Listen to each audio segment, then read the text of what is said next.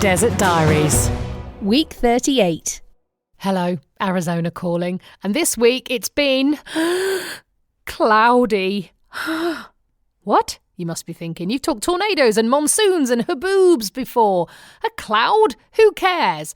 Well, you know, my thoughts exactly. But I suppose it is news in a place that gets about 350 days a year of sunshine, even when it's really cold.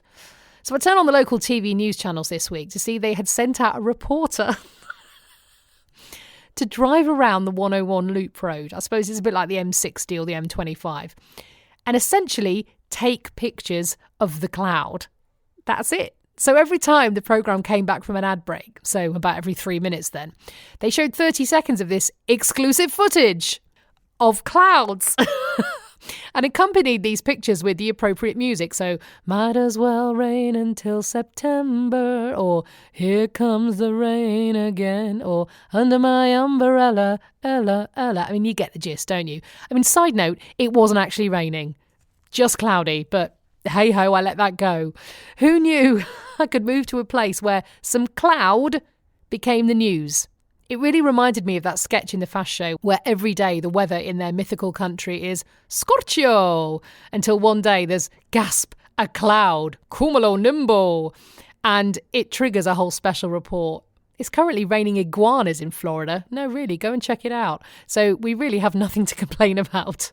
Bit about American TV, as I've had a couple of people asking about it. Now, we've only actually got American TV in the last month because cable TV, which has got about 200 channels of every possible subject you can imagine, it's really expensive. It's about $200 a month. And then you factor in any streaming services you want on top of that, like Netflix or Amazon, and it's suddenly a huge chunk of money. So we decided against that as soon as we moved in because, well, you know, money. But talking of streaming services, there are just loads of them here. There's so many. It's hard to kind of work out where the programme you want to watch actually is. I mean, not only is there Netflix and Amazon, but there's also Hulu, the Stars, the Showtime, HBO, Disney Plus. I mean, I could go on. There are so many. BritBox actually has just launched here as well. The best of BBC and ITV shows too. So you could spend so much money if you actually wanted to watch all the programmes. Now, as we weren't going for cable, I did go to a supermarket the size of the Midlands and bought an aerial. Now, loads of friends get all the free TV channels this way, like the local channels and CNN and CBS and NBC and Fox and all these sort of channels. I plugged ours in, nothing. Literally nothing. No signal. Zip, nada. So I went back to the store, trekked the 3 miles to the aerial section. Oh, side note, actually, they're called antenna here. Nobody knows what an aerial is. More blank faces met me in the massive store when I asked for one of those. Anyway, I got a new super strong aerial. I came home, I downloaded the new app, I faffed around, I plugged it in. 4 channels! I got 4 channels. I mean, out of a possible about 25, but I got 4. 2 evangelical Christian preacher channels and 2 in Spanish. Okay. Went back to the megastore and returned the antenna and gave that up as a bad lot. So we went without live TV for absolutely ages, just watching stuff online and on streaming and on-demand apps. But, you know, I started to feel actually quite disconnected with where we live, not being able to turn on the local news and see what was going on in the world. So we have found an in-between system, which costs about a quarter of the amount of cable. It does give us a few live channels. So now at least I can switch the local news on and laugh that clouds are making the bulletin whilst doing the cleaning. I told you, my new life is very rock and roll. Now, I'm sure you know that American TV has got ad breaks what seems like every couple of minutes because there are just loads of them. Do you know the weirdest thing is they have an ad break at the end of the show. This is before the credits. So you're watching the programme, the adverts come on, you sit through them, then the show restarts and you realise actually no, it's finished 5 minutes ago because it's just the credits are rolling. It's completely infuriating. The TV ads, by the way, tend to all be for one of about 3 things. 1 is car insurance, 2 is fast food, and 3 is drugs. Because there's no NHS here and drugs are regulated in completely different ways, there are so many TV ads for drugs that purport to help with everything from constipation to cancer. They all have the same format. Couples laughing and drinking wine, or laughing and doing the gardening, or families laughing and taking the dog for a walk, or having a family meal. Laughing.